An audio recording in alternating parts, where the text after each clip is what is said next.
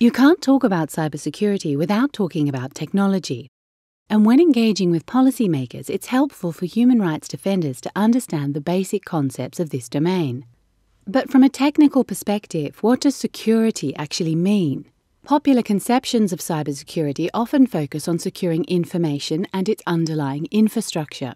Information is the lifeblood of cyberspace. From personal data to high-level state communication, it flows through networks in huge quantities and is stored on devices and data centers. It is subject to voluntary standards, but without a central authority and in a rapidly changing environment, these can be subject to change. In cyberspace, information is digital and intangible, but it relies on an infrastructure which is physical, from cables to servers, routers to satellite connections.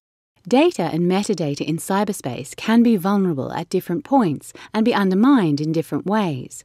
It can be copied, modified, or made inaccessible, or its origin could be faked, a violation of authenticity.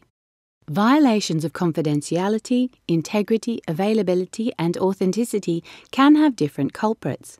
It might be criminal activity, a deliberate shutdown by a government, or even an accident. These violations can undermine security in cyberspace, but they also impact a range of human rights, including privacy, freedom of expression, and freedom of information. The Border Gateway Protocol, or BGP, illustrates this well. This refers to the set of rules which enables communications between large networks.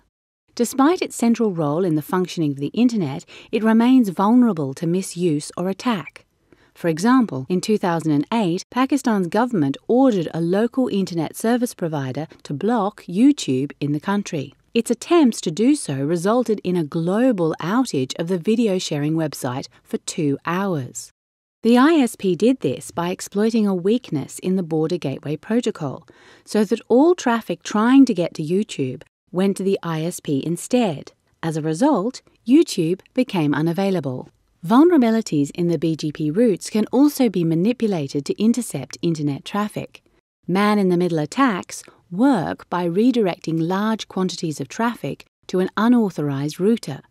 If the data is unencrypted, those controlling the router can then monitor or tamper with it before sending it on its way, without the owner of the data knowing anything has happened.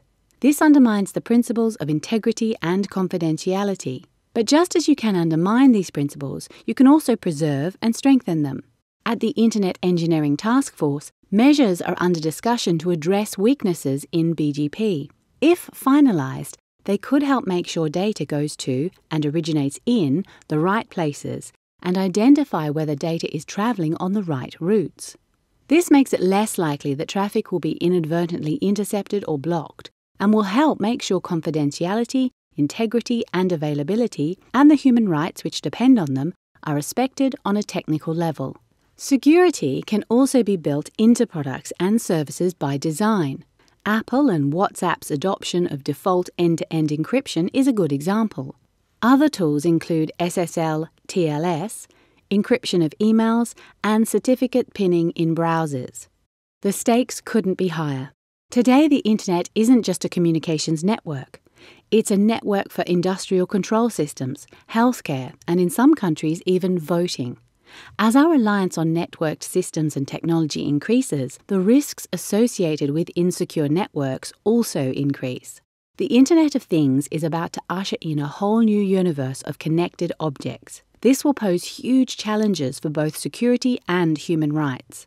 A big part of the solution is technical, as we've seen, but it's not the whole picture. Let's look again at the incident in Pakistan. After a few hours, YouTube was restored at the global level by a technical fix. But in Pakistan itself, the censorship order didn't go away, and YouTube remained blocked there until the offending content was removed.